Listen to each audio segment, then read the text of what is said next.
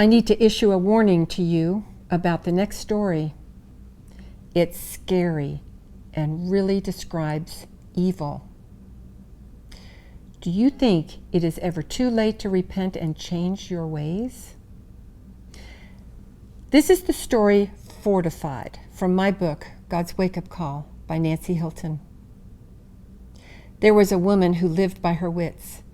She walked the streets and tampered with her salvation. She participated in a numb existence, ready to fling herself over the edge. She saved most of her money so she could send her daughter to a private school. She did not want her daughter to be destroyed along with her.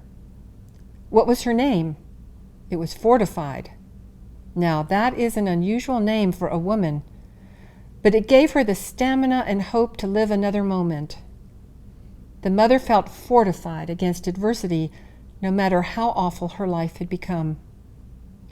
One night, she was walking the streets looking for a customer and found herself instead.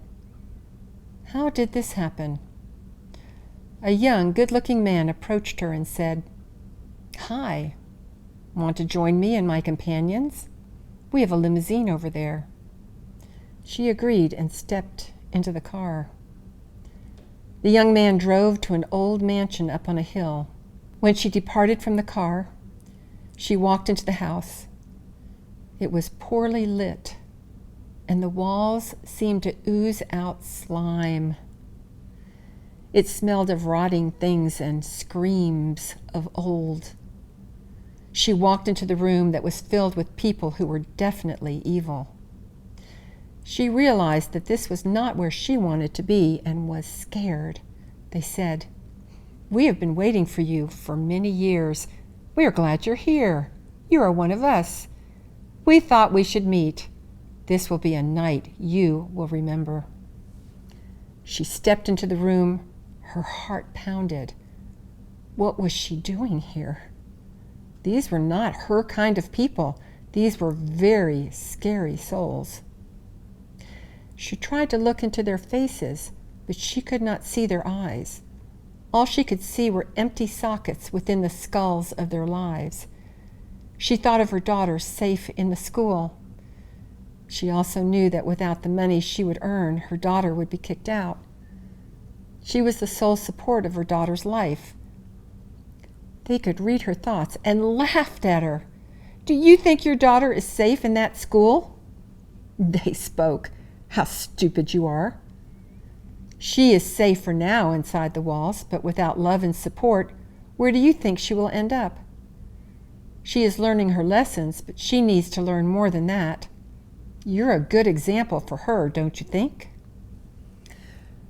The woman bowed her head in shame. They laughed again. "Who do you think you're kidding? You have lived on the edge of existence for years. You chose that life. You had other options, but you refused to listen. You are truly one of us now, so why not join us? We can show you a real good time. You are ignorant of your purpose in life. We love ignorance, for it breeds more ignorance, and we get more people that way. Come on into the dining room. The table is filled with all kinds of goodies. We know you will want to partake. Join us by choice. You already have for years. We just want you to say it and commit to us." She walked into the dining room that was filled with all kinds of wonderful things, gold and silver, diamonds and silks. She saw her favorite foods and stacks of money piled up in the corner. She saw drugs of all types, cocaine, heroin, tranquilizers, and sleeping pills. She saw items of torture next to feathers and comforters. She saw magazines with nude people, and horror movies, and television shows spouting profanities. She saw newspapers and billboard ads promoting evil. She saw crowds of people gathered in the courthouse, declaring freedom of speech while taking God out of every aspect of their lives. She saw cities laid to waste and people put into institutions because of drugs and alcohol. She heard the people in this house pointing and laughing. They said, "This event was great. It wreaked havoc on so many people." She saw plagues. She saw them learning how to put minds asleep that resulted in terrible car accidents. She saw classes given on how to lull humans into complacency and bind them within their own ignorance and walls. She saw killing and torture. She saw so much that she couldn't take it all in. She became increasingly more scared. They said to her, "You are one of us. You have been for years. Welcome home." Had she really passed the point of no return? Or was there still time for her to repent and change?